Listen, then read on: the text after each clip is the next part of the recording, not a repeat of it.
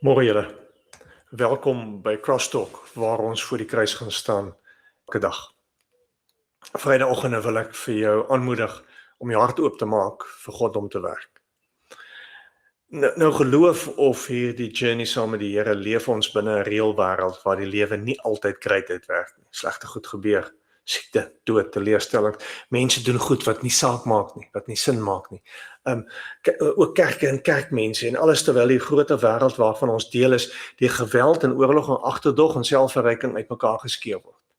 En eerlik staan ons soms verleë en magteloos en voel ons nie voorbereid hiervoor nie.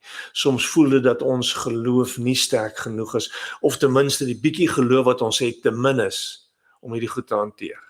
En nie gaan help. En ons nie goed genoeg voorberei vir hierdie wêreld nie. Vanoggend net hierdie gedagte.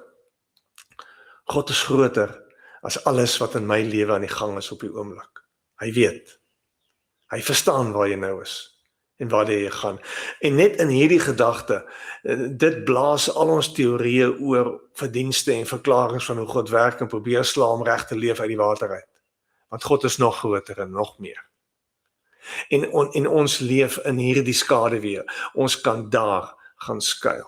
Of in lyn met die gedagte van ons wat ons harte moet voorberei vir God en wat hy in ons wil doen en vir ons wees, dan is dit die punt. Alles wat met ons gebeur, alles wat op ons pad, alles in die wêreld, moet ons nie moedeloos en magteloos los nie.